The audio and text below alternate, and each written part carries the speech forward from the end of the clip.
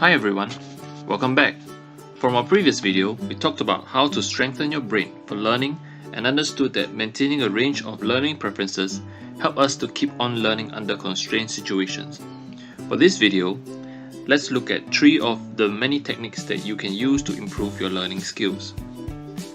The first technique is related to the Pareto Principle.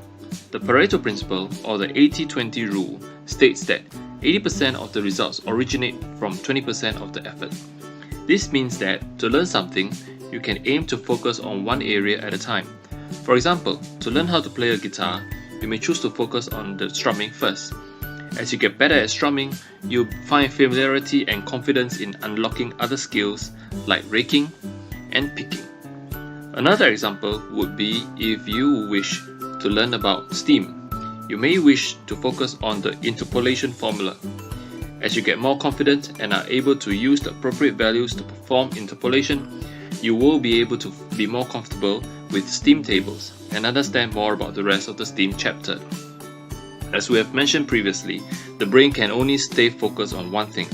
We will be able to master one thing at a time by focusing on a specific task. The second technique is the Pomodoro Technique. In its very essence, it means no distractions for bursts of learning followed by short breaks at intervals. The word Pomodoro actually means tomato in Italian. A typical kitchen timer often comes in the shape of a toy tomato with a wind-up mechanism. The timer signifies short intervals of learning as well as the intervals of breaks introduced in this technique. During the learning period of about 25 minutes, the learner concentrates on the task at hand and tries not to get distracted by anything. This is then followed by a break of about 5 minutes. The cycle is repeated several times and the learner will then take a longer break. This technique works because it deals with how our memory works. Number 1, our brain remembers the first piece of information, the last piece of information, and the unique types of information. Number 2, our brain works like a computer with 2 types of memory, RAM and hard disk. The brain can only process a few chunks of information at any time at the RAM level. In order to make sure those chunks get written onto the hard disk, we should not cram too much information all at once. Take occasional breaks to let those chunks settle into your hard disk from your RAM. After a hard day's work, sufficient sleep will also strengthen your memory because during sleep, your brain restores and repairs itself. The third technique is the Feynman Technique.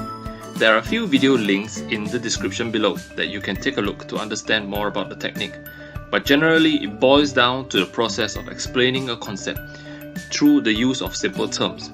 If you manage to do that, you'll be able to understand difficult concepts easier. Here are the key steps.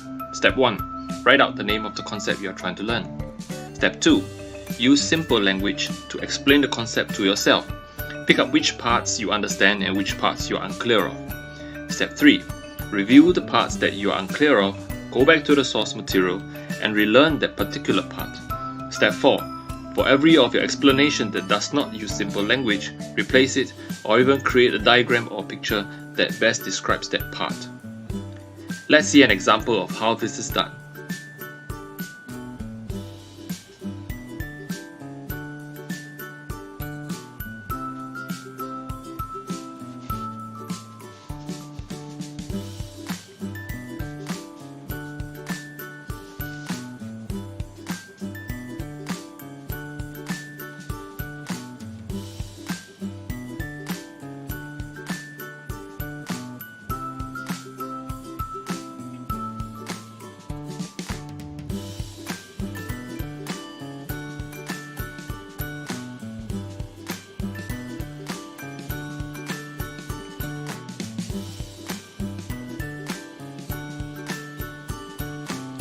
Once you have achieved a total understanding, be sure to jot it down somewhere.